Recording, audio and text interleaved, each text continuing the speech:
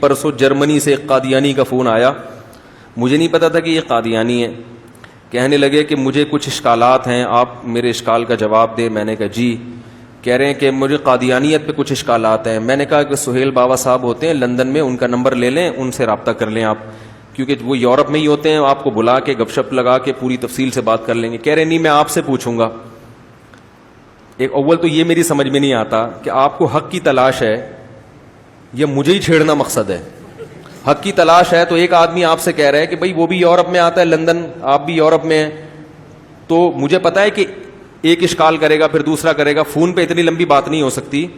تو جب آپ حق کی تلاش ہے تو آپ کو تو خوش ہونا چاہیے, اچھا ہوا آپ نے ایسا نمبر دے دیا جو اسی شعبے کے آدمی ہیں, وہ ہے ہی ختم نبوت تحریک کے. وہ نہیں جی آپ سے ہی پوچھنا ہے. میں نے کہا چلیں پوچھ لیں. تو کہنے لگے قرآن مجید میں کہاں لکھا ہے کہ نبی آخری نبی ہیں؟ تو میں نے وہ سورہ اس کی آیتیں پڑھی, سورہ حجاب کی. ما کان محمد ابا احد من رجالکم ولکن رسول اللہ وخاتم النبیین. مرد جو ہے محمد صلی اللہ علیہ وسلم مردوں میں کسی کے باپ نہیں ہیں, لیکن اللہ کے رسول اور آخری نبی ہیں.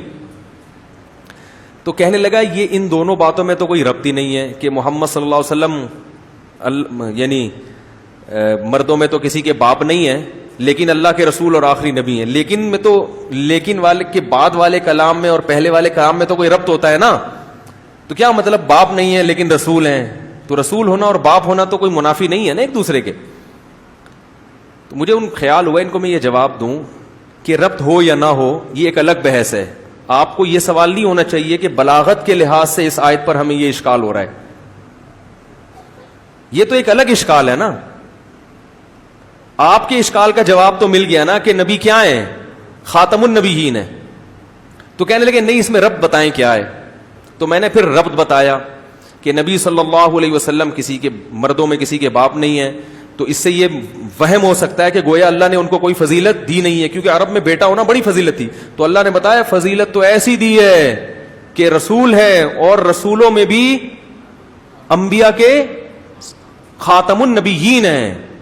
کیونکہ اب اگر ہم صرف رسول کے بعد رک جاتے تو رسول تو اور بہت سارے ہیں جو مردوں میں بہت سے مردوں کے باپ بھی تھے, تو نبی کی فضیلت کیسے ہوئی؟ میں نے کہا صرف عام پیغمبروں کی طرح نہیں بلکہ خاتم النبیین ہیں. تو پتہ کیا کہتے ہیں؟ کہہ رہے اس سے پتہ چلا کہ یہ تو نبی کی فضیلت کے طور پر بیان کیا جا رہا ہے کہ آپ خاتم النبیین ہیں. اصل مقصد کیا ہے؟ نبی کی فضیلت کو بیان کرنا, افضل ہونا بیان کرنا. پھر کہنے لگا خاتم النبیین ہونے میں کیا فضیلت؟ بھائی جو اینڈ میں آتا ہے تو کیا اس کی کوئی فضیلت ہے؟ بھائی جو آخر میں آئے تو اس سے کوئی فضیلت تھوڑی ثابت ہوتی ہے. میں نے کہا فضیلت ثابت ہو یا نہ ہو یہ ایک الگ ٹاپک ہے, آخری نبی ہونا تو ثابت ہو گیا نا.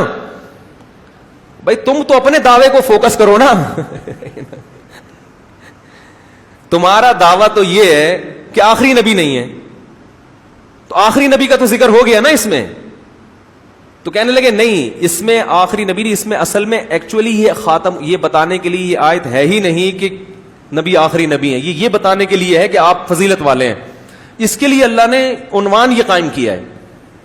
میں نے کہا دیکھو میں کسی سے کہتا ہوں کہ آپ کو بھی دعوت ہے, آپ کو بھی دعوت ہے, آپ کو بھی دعوت ہے, ان کو میں کہتا ہوں ان کی دعوت نہیں ہے, تو ان کو احساس ہوگا میری تو کوئی ویلیو نہیں ہے مفتی صاحب کی نظر میں. تو میں ان کو الگ سے کہتا ہوں کہ آپ کی جو دعوت ہے نا وہ اتوار کے دن جو بڑا ولیمہ ہوگا نا اس میں آپ کی دعوت ہے, میرا نہیں کسی اور کی بات کر رہا ہوں. آپ کہیں اچھا ایک اور ہو رہا ہے, تو اس میں آپ کی دعوت ہے.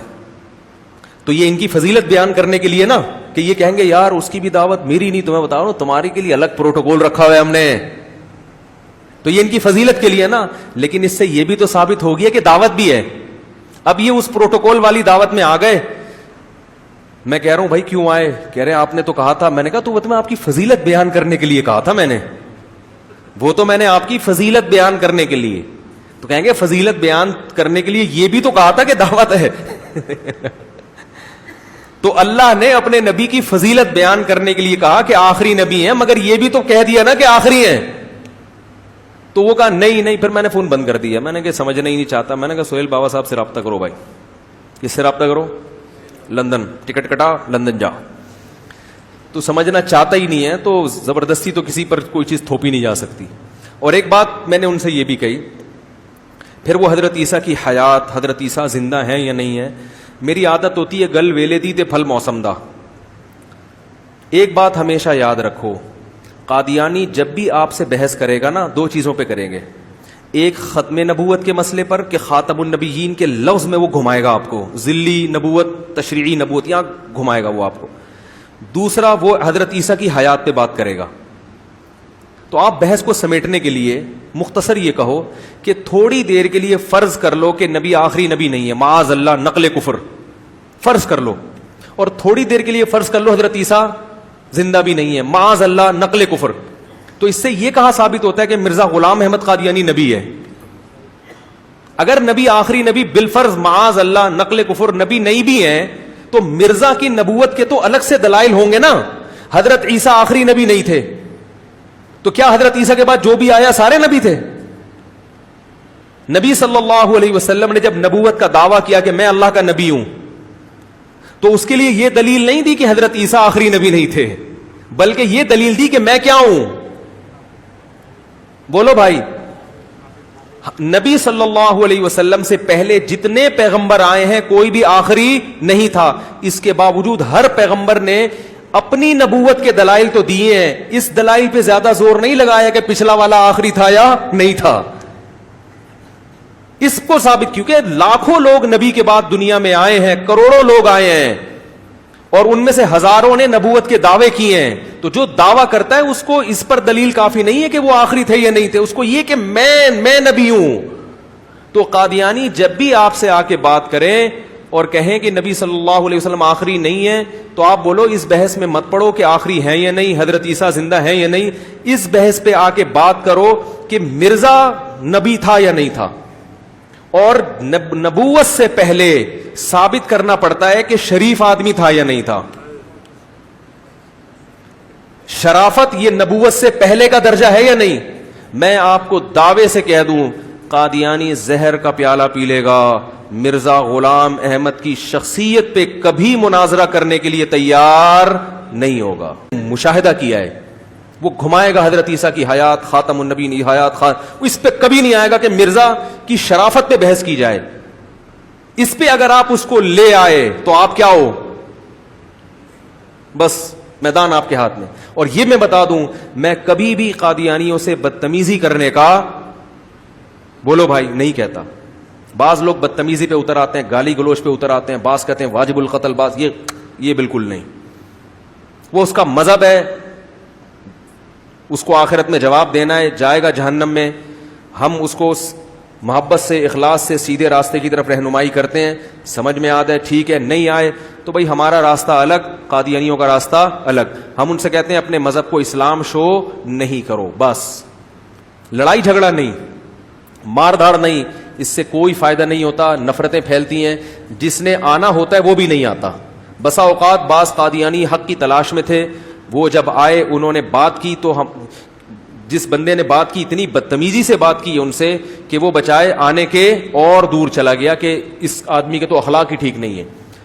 تو آپ بات اخلاق سے کریں مگر دلائل آپ کے کیا ہونے چاہیے؟ مضبوط. اس سے انسان کی بات اثر کرتی ہے. تو آپ نے اس کو کس پہ لے کر آنا ہے کہ بھائی ٹو دا پوائنٹ بات کرو. اگر یہ آخری نبی معاذ اللہ یہ ثابت ہو بھی جاتا ہے کہ نہیں ہے تو اس سے یہ کہاں ثابت ہو جاتا ہے کہ، اور اگر آپ آخری نبی نہیں ہیں تو 1400 سال کے بعد ایک نبی آیا، مزید کتنے آئیں گے؟ مزید کون کون سے نبی نے آنا ہے؟ کیونکہ ہمیں پتا چلتا ہے قرآن و سنت سے کہ ہر پچھلے نبی نے اگلے نبی کی خوشخبری کی ہے. تو نبی صلی اللہ علیہ وسلم نے اگر مرزا غلام احمد کی خوشخبری دی تھی معاذ اللہ، تو مرزا نے اگلوں کتنوں کی؟ وہ کہیں گے نہیں یہ آخری نبی ہیں. تو جو جس کو پوری دنیا آخری نبی مانتی ہے وہ آخری نہیں ہے. یہ والا کیا ہے؟ میں نے کل بیان میں کیا تھا نا کہ غلط بات، عیسائیوں نے دعویٰ کیا نا کہ ایک خدا کو تین ہے، تو وہ غلط بات کو چھپانے کے لیے 100 غلط دعوے اور بھی کرنے پڑتے ہیں. تو قادیانی کو آپ اس پر لے کر آئیں. اور مرزا غلام احمد قادیانی کی کتابوں سے ثابت ہے کہ وہ شخص شریف آدمی نہیں تھا. انبیاء یا پیغمبر ہونا تو بہت دور کی بات، اس کی کتابوں سے. اور اللہ ختم نبوت کے علماء کو جزائے خیر دے، انہوں نے قادیانیوں کے سارے پرانے نسخے الحمدللہ پلاسٹک کوٹنگ کرا کے بولو بھائی محفوظ کر لیے ہیں.